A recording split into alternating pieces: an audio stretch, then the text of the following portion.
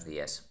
Seguimos comentando relatos destacados de la antología de Stephen King, Pesadillas y alucinaciones. El de hoy se titula, en versión original, Sneakers, que aquí se ha traducido de dos maneras diferentes: playeras o las zapatillas, ya que se editó en dos ocasiones, al igual que en el original en inglés. Al principio, King incluyó este relato en una antología titulada Dark Visions, con otros dos escritores, publicada en 1988. En ese libro se incluían 3 relatos de Stephen King, uno de ellos otros 3 de Dan Simmons y otro de George R. Martin, el autor de Juego de Tronos. Destaca especialmente en esta obra, incluso por encima del relato de King, el de Simmons, Los pozos de Iverson, pero no voy a comentar ahora relatos que no sean de nuestro autor.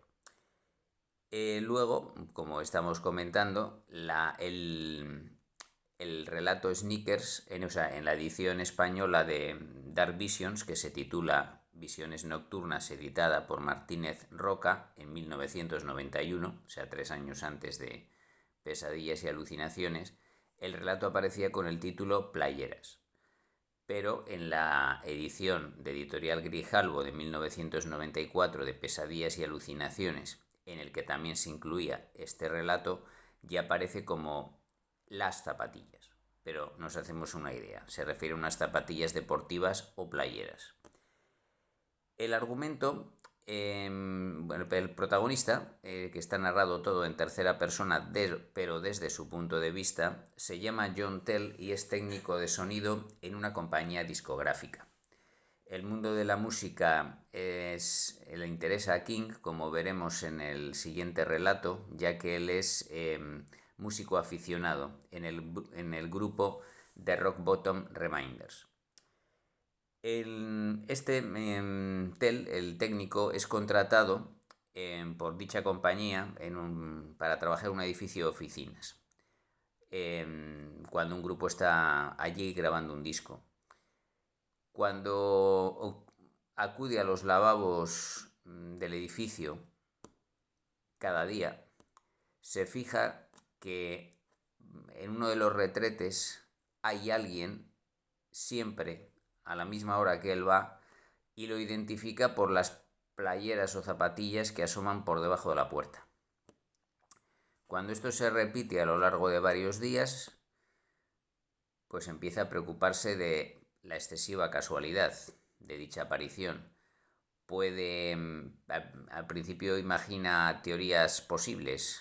Primero, que alguien va a los baños siempre a la misma hora que él, y luego que son unas zapatillas dejadas expresamente allí por gente del trabajo para gastar una broma extraña, porque de hecho hay una pequeña subtrama paralela de que John Tell es muy amigo del director de la discográfica y hay un momento en que el director se le insinúa sexualmente, y esto da al traste con su amistad y se crea una cierta tirantez en su trabajo. Así que empieza a pensar que tal vez el director y sus amigos han colocado allí las zapatillas a propósito para asustarlo o burlarse de él de alguna manera. Pero esto también lo acaba descartando, pues, y tiene que hacer frente a la realidad de aquella aparición. No contaré cuál es la historia que hay detrás de las zapatillas, pero podemos imaginarla y animo a leer el relato, como siempre. Que bueno, la extensión es parecida a la anterior, 36 páginas, y el comentario poco puedo añadir. Simplemente la nota explicatoria de King, en el que dijo que suponía un escenario inédito, poco tratado en el tema de la literatura de terror. Se ha hablado de casas encantadas, de hoteles encantados, pero no de lavabos públicos encantados. Eso, bueno, no, un detalle que añado que no he podido revisar es, yo leí los de las dos versiones publicadas en español, es decir, la que se hizo en el 91 en Visiones Nocturnas y la de 1994 en Pesadillas y Alucinaciones, que corresponden a las dos ediciones en inglés.